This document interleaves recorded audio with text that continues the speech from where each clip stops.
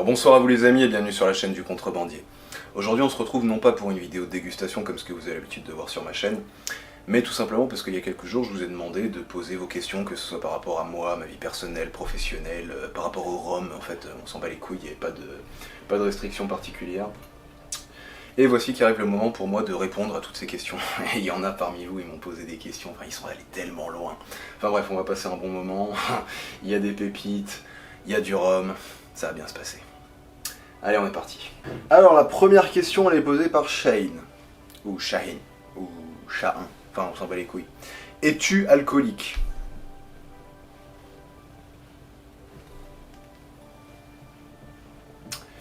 Question suivante. Commentaire des alcoolites que je vous invite à aller voir sur YouTube. J'ai fait une collab avec eux, je leur ai envoyé des petits échantillons qu'ils ont dégustés sur leur chaîne.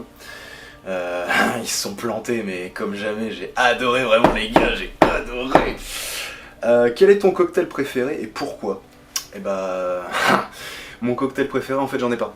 J'en ai pas, pourtant je suis barman tu vois, mais un barman qui te dit qu'il a un cocktail préféré, c'est qu'il en a pas goûté assez, normalement. Si je devais choisir, il n'y en aurait pas un, dans tous les cas il y en aurait plusieurs. Il y a ma version du zombie, mais alors vraiment ma version avec mes ingrédients, mes sirops faits maison. Là on commence à discuter, je pourrais le faire sur la chaîne en vidéo, je vous partagerai peut-être ma recette si vous voulez. Autrement, n'importe quel twist de old fashion à base de rhum, vraiment un rhum, un sucre, un bitter, que ce soit du sirop d'érable, du miel, on s'en bat les couilles en fait. Il y a plein de recettes différentes, donc en fait, arriver à vous donner un cocktail avec une recette que moi j'affectionne, c'est pas possible. C'est pas possible. Autrement, pour pas parler de rhum, bah le Negroni. Vraiment le Negroni, moi, si je pouvais me perfuser à ça là encore, tous les jours les gars, tous les jours. Ensuite un message de Quentin Leboss. Salut, ton prochain rhum que tu aimerais acheter qui te fera casser le compte courant. Une petite habitation Vélier, style Jamaïque, Guyana, avec une dose colossale d'ester, vraiment beaucoup d'arômes. Moi vraiment en ce moment j'ai une grosse période avec les esters. Enfin c'était déjà le cas avant, mais là plus que jamais. Ou autrement un petit Savannah vieux, style grand arôme. Un grand arôme de chez Savannah, plus ou moins 10 ans d'âge. Pourquoi pas. Ensuite un commentaire de Ashentor. Quelle terre de rhum as-tu déjà visité ? Martinique, Réunion ? Alors, c'est peut-être mon plus gros complexe, c'est que moi, amateur de rhum, youtubeur de rhum, je n'ai jamais été en Guadeloupe, je n'ai jamais été en Martinique, je n'ai jamais été à la Réunion, je n'ai jamais été en Jamaïque, en Barbade, à Trinité et Tobago et toutes les terres du rhum que tu peux trouver, même la Thaïlande. Et c'est pas quelque chose que forcément moi j'irais spontanément faire, tu vois, à la limite si je suis en vacances en Guadeloupe, je me dirais tiens peut-être pourquoi pas une petite escapade chez Perlabat ou chez Longto, j'en passe, tu vois, enfin voilà, pourquoi pas. Mais spontanément j'irais pas me dire ouais je vais prendre l'avion et tout, je vais faire toutes les distilleries de Martinique et puis je vais rentrer à la maison. Je préfère mettre cette thune là dans des bonnes bouteilles, voilà. Ensuite un commentaire de Florian Prost. Quelle est la bouteille dans ton bar à laquelle tu tiens le plus ? Donc j'en ai sorti qu'une. Mais on est sur le Black Todd The Last Consignment, c'est pas la plus chère que j'ai sous la main. Mais ça c'est le genre de bouteille que j'aurais jamais les couilles d'ouvrir en fait, parce que tout simplement je l'aime tellement que... D'ailleurs j'aurai l'occasion de le présenter sur la chaîne dans les prochains jours. En fait si je l'ouvre, elle va durer 3 jours. Et je préfère limiter mes dégustations de tous les jours à des rhums qui ne sont pas dans cette catégorie de prix là, si vous voyez ce que je veux dire.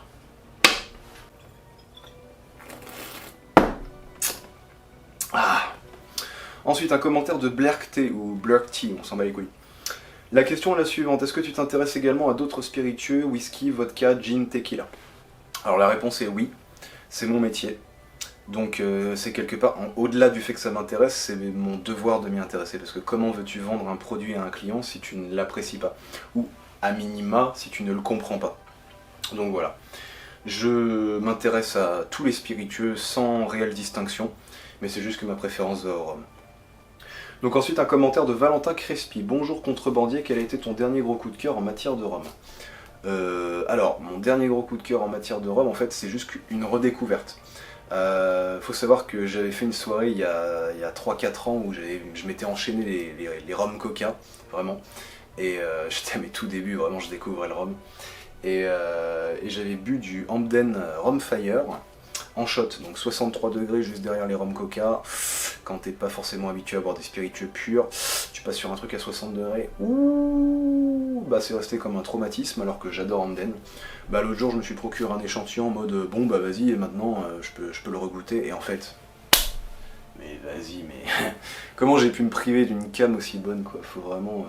C'est pour ça des fois on se dit on n'aime pas les choses et en fait il suffit juste de les goûter au bon moment. Et à ce moment-là on change d'avis sur la question. Donc ensuite un message de Christian Google. Tu montres souvent que t'es... J'essaie de résumer. Tu montres souvent que t'es alcoolisé, c'est pas courant, c'est là qu'on sent à quel point tu es authentique. Qu'est-ce qui te donne envie de faire ça? Je veux dire d'en parler franco, justement par rapport à ce que tu nous montres dans la dégustation numéro 30. Il me semble que c'est le Penny Blue VSOP où j'étais déchiré. C'est le maximum que tu te mets ou tu vas parfois encore plus loin et tu te colles une vraie biture.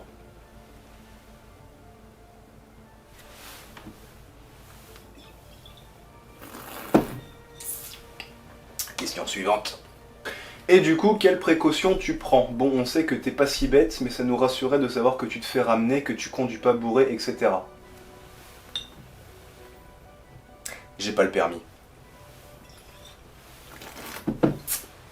Question suivante.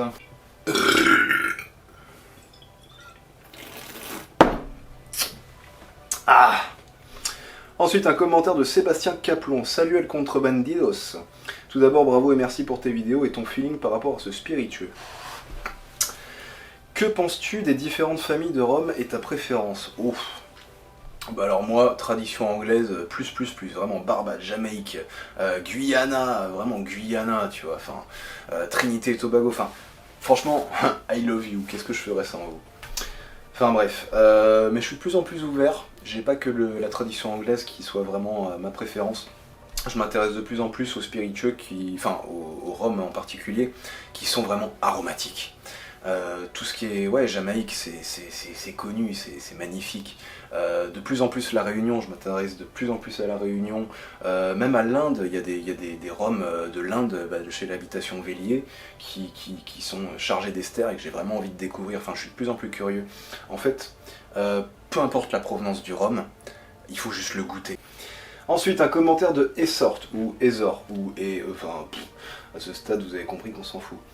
La question, cette passion pour le rhum te vient-elle de quelqu'un ou quelque chose en particulier et depuis quand t'y intéresses-tu? Alors cette passion me vient d'une période où en fait, suite à plusieurs années de cuites vraiment hard, vraiment des grosses cuites, vraiment je me suis fendu le crâne pendant 2 bonnes années. J'ai décidé de faire mes propres rhums arrangés. Donc pour ça, j'ai fait comme tout le monde, j'ai regardé des recettes en ligne de rhum arrangés. J'ai découvert le professeur Titube qui fait de très bonnes recettes, d'ailleurs allez voir sa chaîne, il est génial. J'ai commencé à faire, je sais pas, une vingtaine, trentaine, cinquantaine, enfin petit à petit c'est venu très vite, de rhum arrangés. Et suite à ça, en fait, dans une de ses vidéos, il a mentionné le bar de l'ours. Et à ce moment-là, je suis passé à un autre niveau, j'ai commencé à déguster le rhum. Pas simplement à chercher un produit qui se marie avec tel ingrédient et tout machin. En fait, je viens d'abord du monde du rhum arrangé, et petit à petit je me suis inséré dans la dégustation parce qu'il y a eu le Black Tot The Last Consignment, dont l'histoire m'a plu et j'ai eu envie de m'intéresser vraiment au rhum. Dans l'intervalle je suis devenu barman, donc forcément j'avais eu de plus en plus envie de m'intéresser à la culture de la consommation d'alcool. Donc c'est venu naturellement, et puis voilà. Merci au bar de l'ours et merci à Professeur Titube qui sont 2 youtubeurs géniaux que vous devez découvrir. Ensuite un message de Ch'ti du Loiret. Hello, toujours sympa tes vidéos. Quel est le rhum que tu rachètes systématiquement dès que tu finis la bouteille? On est sur le Naisson 52.5, c'est franchement la bouteille véritablement que j'ai... franchement, c'est la bouteille que j'ai le plus achetée.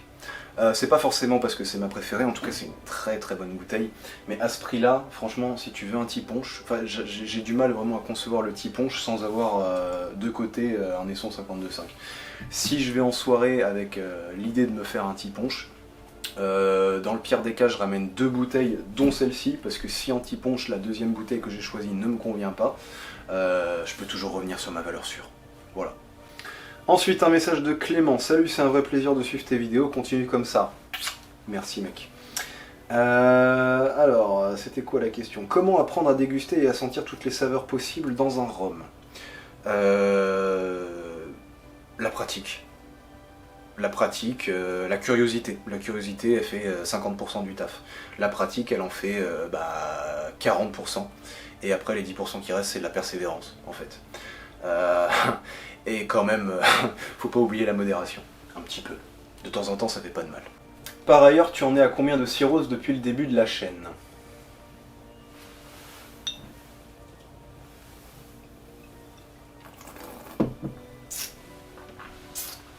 Question suivante. Donc une question de Quentin Herbeau. Question, aimes-tu associer ton rhum avec des cigares? Le moment de détente parfait à mes yeux. Bah malheureusement non. Malheureusement non. Disons que je suis fumeur de cigarettes à la base. Et que en fait, j'apprécie de temps en temps de fumer un cigare. C'est déjà arrivé. J'ai dû fumer une demi-douzaine de cigares dans ma vie. Il n'y a qu'une seule fois ou deux où je l'ai un peu apprécié. Il n'y en a eu qu'une seule fois où je l'ai associé avec du rhum et c'est une des fois où en fait j'ai trouvé que ça n'apportait pas grand chose. J'avais un cigare du Guatemala avec un rhum du Guatemala, le Botran 15. En fait je me rendais compte que limite le cigare il m'empêchait d'apprécier véritablement le Botran. Après peut-être que c'était pas le bon cigare, peut-être que c'était pas le bon endroit, que c'était pas le bon moment, que le cadre était pas présent, enfin il y a peut-être plein de paramètres qui rentrent là-dedans, mais disons que c'est pas quelque chose que moi j'affectionne personnellement. Voilà. Donc ensuite un message de Jonas, je sais pas pourquoi je l'ai prononcé à l'américaine, de toute façon on s'en bat les couilles. Jonas Fleury, ton affiche du contrebandier est magnifique, peut-on se la procurer et si oui, où? Alors je me la suis procurée sur Vistaprint. Ça m'a coûté la peau des couilles d'ailleurs, je sais même plus combien à 10 € près, mais beaucoup. Elle n'est pas disponible parce que j'en ai qu'une et que je vais pas la vendre en fait. Mais si un jour, voilà, soyons fous, je devais dépasser, j'en sais rien, moi les 50 000 abonnés, bah, pourquoi pas à ce moment-là en commercialiser une. Mais là tout de suite, je vois pas l'intérêt. Franchement, je vois pas l'intérêt. Ensuite, un commentaire de Jonathan Massard. Hello le contrebandier, je me suis abonné récemment, j'adore ta personnalité que tu diffuses dans tes vidéos. Un vrai pirate avec une durée de vie d'environ 30 ans.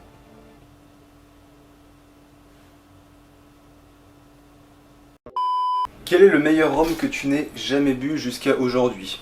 L'UF30E 1985. Pas de débat possible, c'est vraiment le rhum qui m'a retourné le crâne. Vraiment, il m'a retourné le crâne. La vidéo, je l'ai faite sur la chaîne, n'hésitez pas à aller regarder si ça vous intéresse.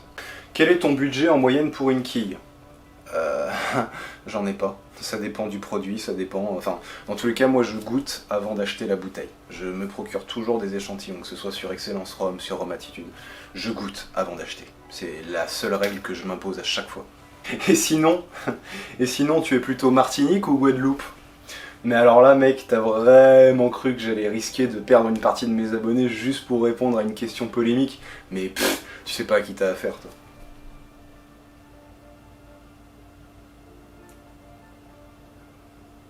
Martinique. D'où viens-tu? Une région avec un gros passé de divers breuvages alcoolisés? Normandie. Calvados, la bonne pomme, tu vois le délire. Comment vois-tu évoluer ta chaîne dans 1 an, 5 ans?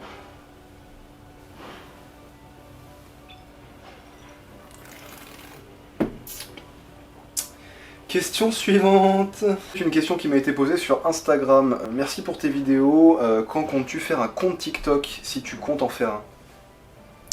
Alors en sachant que les fois où je suis allé sur TikTok pour regarder un peu ce qui se faisait au niveau du rhum, je suis tombé sur des top 10 de rhum où on avait carrément du Diplomatico, du Bumbu et du Kraken. Autant vous dire qu'il y a tellement de boulot sur TikTok et j'ai tellement peur de me prendre une déferlante de commentaires de gosses qui des fois ont 15 piges, ils commentent des vidéos sur le rhum. En fait, j'ai pas envie de convaincre des mineurs que tel rhum est meilleur que autre chose. J'ai autre chose à foutre en fait. Je préfère discuter sur YouTube avec des adultes. En fait, voilà. Et voilà les amis, c'était le contrebandier. J'espère que cette vidéo vous a plu. N'hésitez pas à commenter, partager, liker, ça fait toujours plaisir. Puis moi de mon côté, je vous souhaite une excellente journée, une excellente soirée, peu importe par laquelle vous regardez ça de toute façon, c'est pareil. Puis je vous dis à très vite. Ciao!